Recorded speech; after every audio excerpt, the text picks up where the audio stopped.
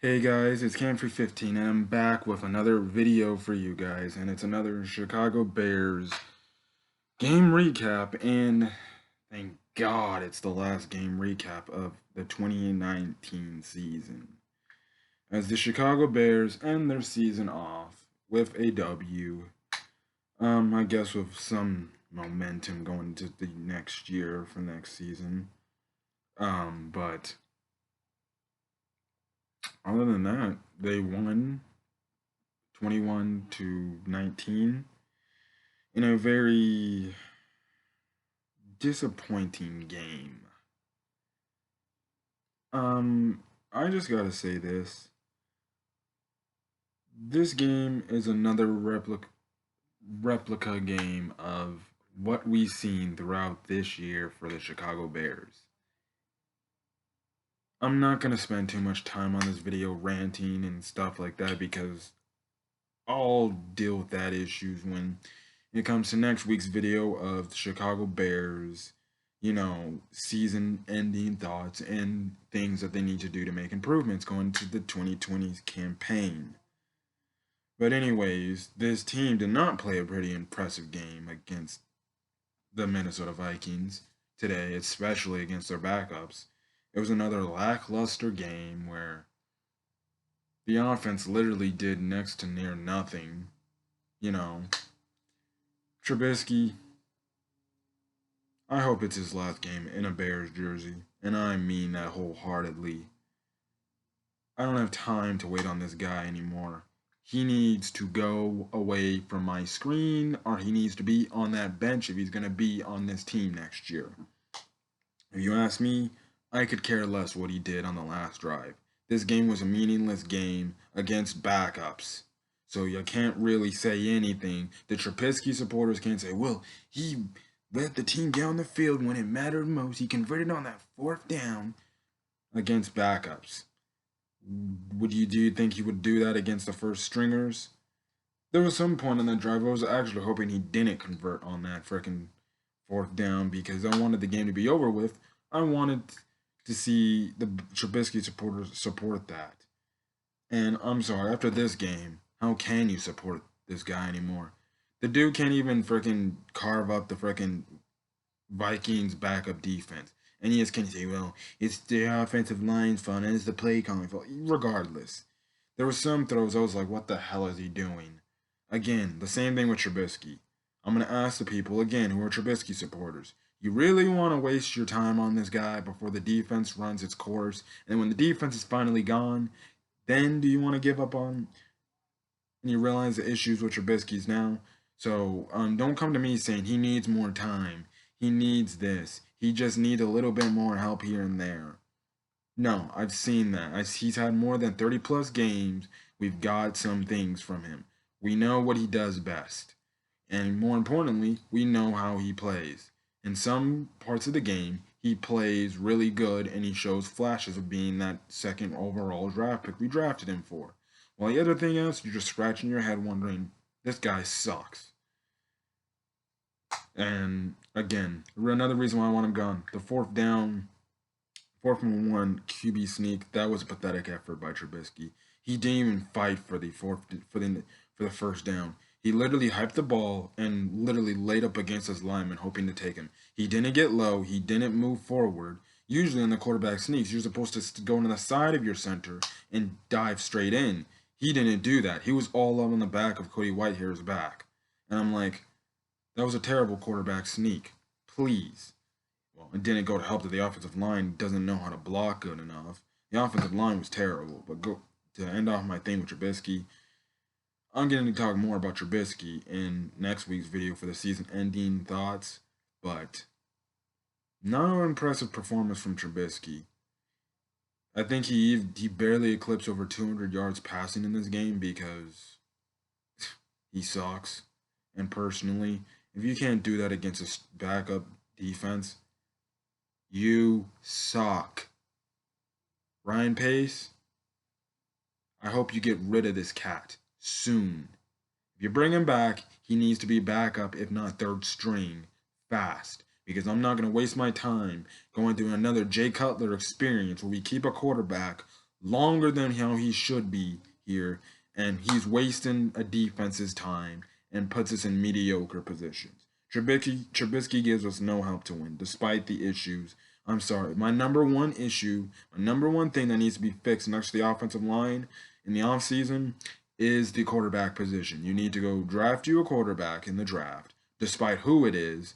Just make sure it's a promising person who can have a promising NFL career, and you go sign a veteran, whether it's Philip Rivers or Ryan Tannehill or Teddy Bridgewater, Marcus Mariota. I don't care. Somebody who's a veteran who can come in, compete for the starting job and take it. I want to talk more about that quarterback issue in my season endings preview and what my thoughts should be on that and what the Bears should do with that. Offensive line played like utter The offensive line played like garbage, dude. The offensive line was pathetic. They played like garbage the entire game. Charles Leno, I don't even care anymore. I don't even care if you sign a guaranteed contract. Cut his ass, please, and thank you. Because that guy sucks. He's getting beat by second string defensive linemen and literally abused. I don't know why he was blocking so good last year, but this year he's been the worst offensive lineman this year. And I swear he needs to be cut. I don't care if he's guaranteed money. I don't care if we just paid him. I don't care what the Bears see him in him anymore. He needs to go. He's garbage. If that dude is getting beat by second string defensive linemen, that's just embarrassing. That goes to show you're wasting our time, and we can go find another left tackle to fill in your position to play better. So otherwise, move on. I hope you get your money sitting at home doing nothing because you suck. The rest of the offensive line was terrible too. There were some cases where they just did not block whatsoever, and it was awful.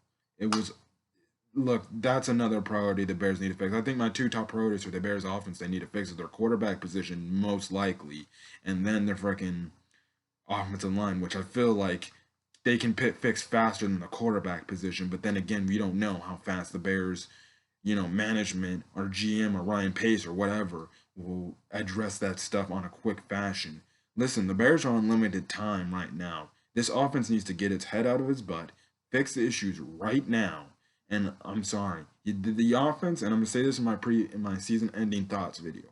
The Bears need to fix the offensive issues starting the moment or starting literally right now. They need to fix the offensive issues because that defense is on limited time. Because so far you might already lose a few defensive members because you can't sign them again.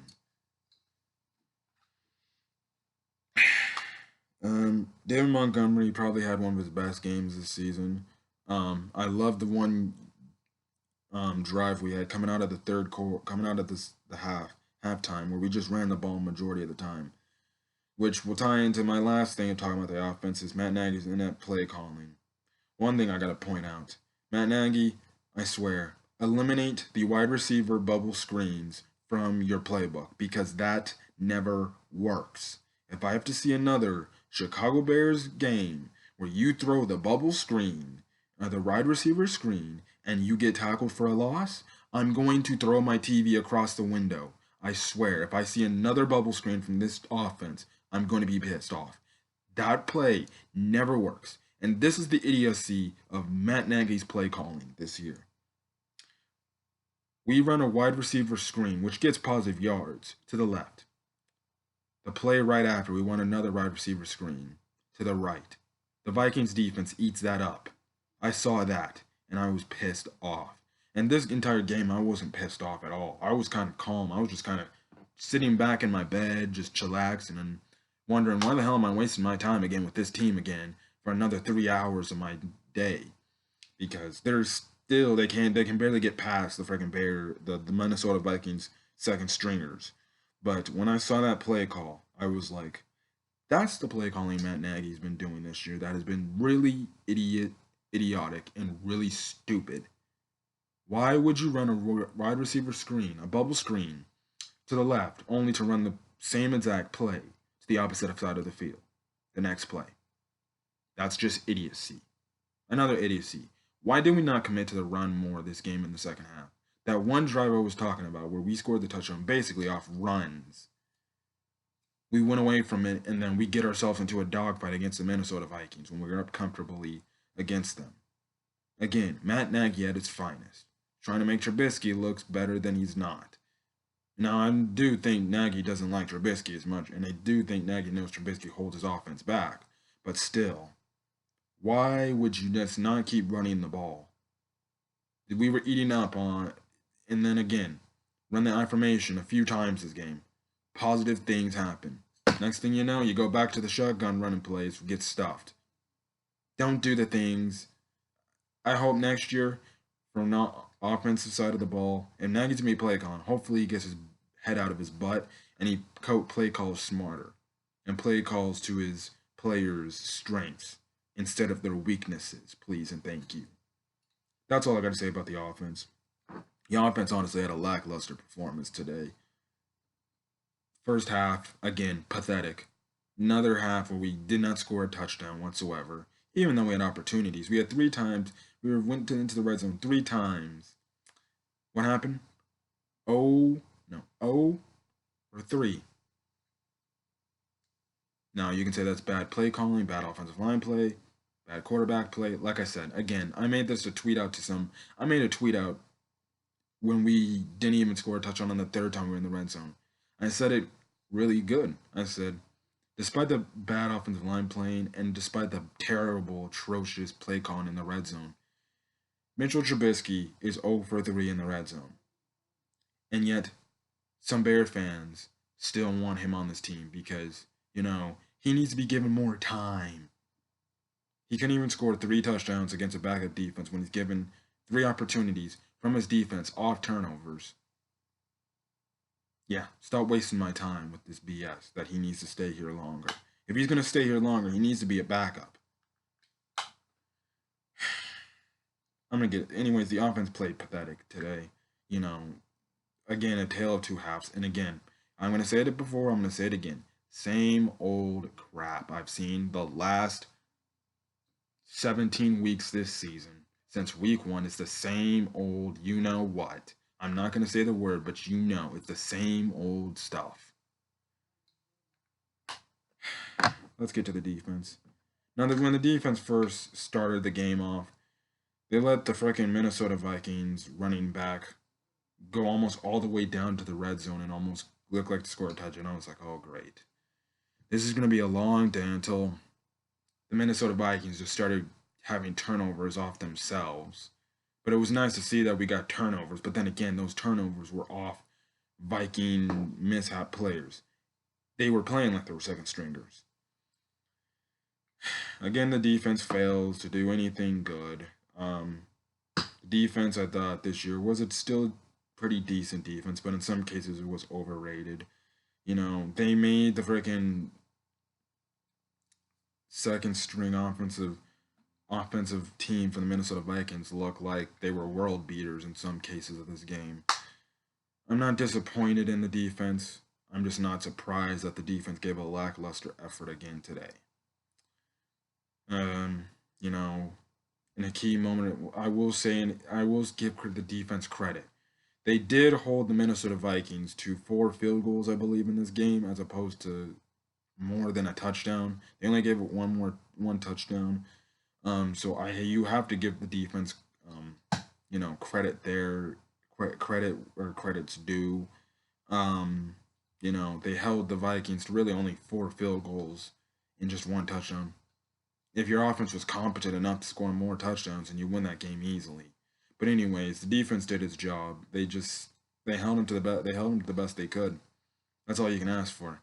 The defense still has issues that they need to fix, especially in the secondary. Their corners are, oh my goodness, Prince Amukamara. I know he was getting burnt again. They already switched him out for Kevin Teller for the third straight week. So if that doesn't show the Bears anything, that means you need to get rid of Prince Amukamara because he sucks. Move on from him. Leonard Floyd made a sighting, but if you ask me, he didn't deserve an extension from the Bears this year. Again, I'll talk more about that later. Like I said, this team's defense is talented. If the offense can fix its issues, this team's defense can still be a decent Super Bowl winning defense. They just need to hurry. The management needs to hurry up and fix those issues right now. Because if they don't, they're going to waste away this defense. And we're going to be right back to where we were back in 2013, 2014, 20, that terrible period when we had Mark Trestman as our coach. Special teams, Eddie Pinero. He hit all his kicks. He hit the game-winning kick. Nothing much. I can say this: we found our kicker. So, Jesus, it seems like we focused so much on the kicker. We got that right. Now it's time to focus in on the offense and these free agent things and what you want to do. Anything, but regardless of this game, can you say, well, the Bears won, so that gives them it's a positive thing for them to happen on the end of the year? If you ask me, that's not positive. Today's win's not positive. If we blow the Vikings out today, yes, that's a positive win, and I will agree that's a positive win. But the fact that you barely escaped Minnesota against in the entire second stringers of the Minnesota Vikings team, that's not positive. That's not positive. Again, I'm going to say, that's the same old stuff we've been seeing since week 1. Barely beating a second string team. Yeah, this team has more problems than it looks like, more on the offensive side of the ball, and they need to fix those issues now. But again, thank God the season's over, because you want to know why? I don't have to waste my Sundays anymore watching this pathetic effort of a team. I'd rather go watch other teams in the playoffs, knowing that I can get more efficiency, seeing more efficient things out of them this year. Thank goodness the season's over, because if I had to see another Bears game this year, I would have literally had to frickin' lose my mind, and I actually might have actually had to drink myself to literally sleep, because literally for one half of this game, I was like, this game is boring as hell. The Bears are. But anyways, the Bears finished with a 500 record, 8-8, falling short of expectations, and giving us a pathetic 100th season in their team's history in NFL standards. So, my predictions and from my previous video way back in August, September, was totally, completely wrong. I said that the Bears were going to have a record of at least 11-5 or something, or maybe even another replication of 12-4. But again, because of certain things, they failed to live up to expectations. And going into the offseason, it's going to be a pretty big offseason to see where this team goes on. Because now they need to address a lot of situations. They need to address the offensive line. They definitely need to address the quarterback position, because I'm sorry, you're going nowhere with Trubisky if you keep it on this team.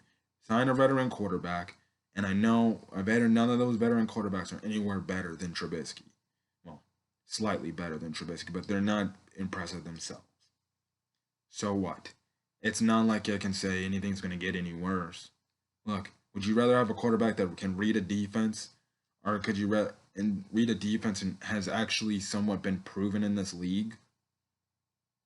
Or do you want a quarterback that still fails to read defenses, or still fail to even have a positive effort of helping your team? Listen, more teams we face now, if we keep Trubisky, is just going to stack the box, and they're just going to dare Trubisky to throw. Because guess what? Trubisky scares nobody. The veteran quarterbacks, they may not instill fear in nobody, but guess what? They can make defenses respect them a lot more than Trubisky. Again, waste of time with this guy. Don't waste my time with Trubisky. So don't pick up his 5th-year option. If it was me, I would not pick up his 5th-year option. I just let him walk personally. But yeah, the Bears end their season on a somewhat positive note. It's nothing special out of the ordinary, but they get the win. They finish the season 8-8, so they're at 500. So I guess whatever. If they want to celebrate Club Dub, celebrate Club Dub. But I'll just tell you one thing: the players who are guaranteed to be returning to this team, they better go into the lab and really work hard in the off season, because they got a lot of stuff they need to work on this year. This off season, especially going into with Matt Nagy. As for the free agents, hopefully they may come back. Hopefully, some of them doesn't come back, but we'll talk about that ish stuff in next week's video for my season-ending thoughts, where I talk about really what the Bears need to do to improve. I might see if I can have a guest. I'll probably make in this video Wednesday or Thursday next week. So if you Bears fans want to check that video out, I'm gonna do that because I thought about doing it at Sunday or Saturday, and I was like, no, there's playoff football being played next week, and I don't think that would be good to do that stuff when you guys probably would rather watch playoff football with more efficient teams than our Chicago Bears team. Anyways, you can expect a video to be uploaded either Wednesday or Thursday. It's one of those days. I have to message my contact to see if he's able to do that stuff. So anyways, yeah, I'm gonna get out of here. So this is not goodbye for basically the 2019 season until next week. But other than that, the Bears get a W. That's the least I can say. So other than that, I'm gonna get out of here. So if you like this video, leave a like.